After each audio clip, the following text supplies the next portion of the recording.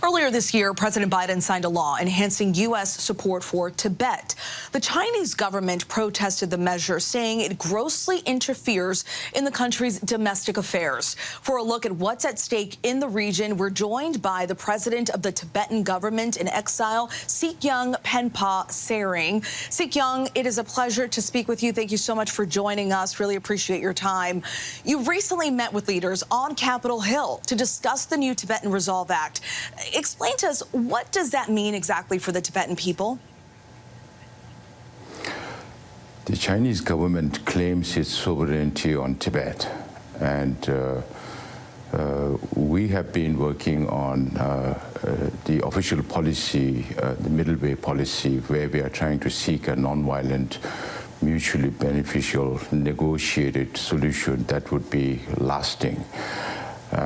So this law that was adopted by the U.S. Congress and signed into law by President Biden on July 12th this year talks about four main issues, because China says that there is no Tibet problem, whereas the law says that Tibet is yet an unresolved conflict and it should be resolved under international law. And, sir, even though the law was adopted by U.S. Congress back in July, negotiations with China are still stalled. Has your administration been able to make any progress toward resuming those talks? Not really. Of course, we do have some kind of contact, but it's not anything of consequence. Of course, there is a transition here with the new government coming in. Now we have to work with the new government to see how the United States leadership can also share some of the responsibilities that we have been doing, and seek support from like-minded countries around the world on this issue, just as the Congress has passed this act. And there are Tibetans all over the world living in exile. You're there in California, and on a more personal note, your own parents fled Tibet. Your family has been living in exile for more than 5 decades. Do you still have relatives there in Tibet? We do have, I do have relatives. All the Tibetans have relatives inside Tibet, but it's very difficult to maintain communication with them because China controls all communications, and they make sure that whenever anything happens inside Tibet, everybody knows that the world, the media and the governments look for evidence when something happens. They make sure that there is no evidence of what is happening. So it's very difficult for us to keep in touch with our relatives inside Tibet. Unfortunately, even in 21st century. Yeah, it's so sad and so unfortunate. What's your message to your family members that are there in Tibet, and all other Tibetans that are there now and can't communicate? We have never lost hope.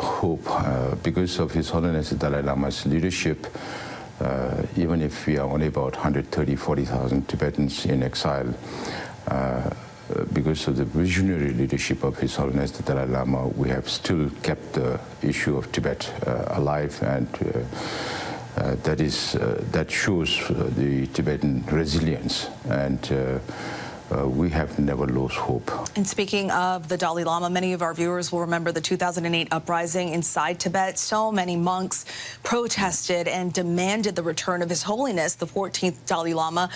What are the latest developments in that effort?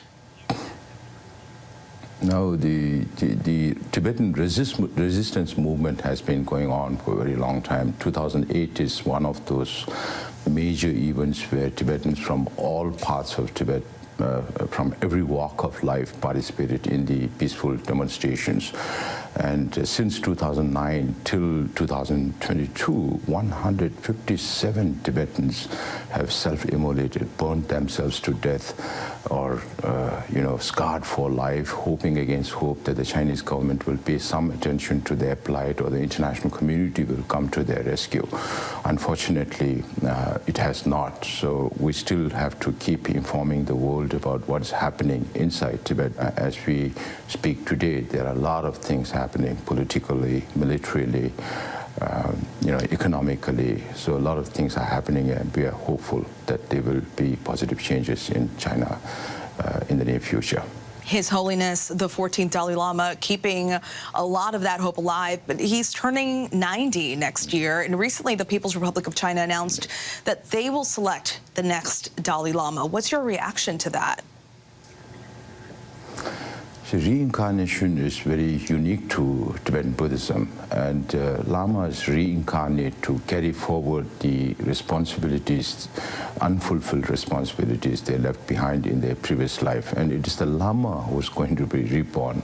Chinese government, who does not believe in any kind of religion, wants to be responsible for recognition of reincarnate Lamas, and they are not bothered about the living 14th Dalai Lama, but they are more concerned about controlling the yet-to-come 15th Dalai Lama. We certainly hope there is some sort of resolve soon. Sikyong Penpa Tsering, thank you so much for speaking with us, for your insights, and for your time. Really appreciate it. Thank you. Thank you for having me.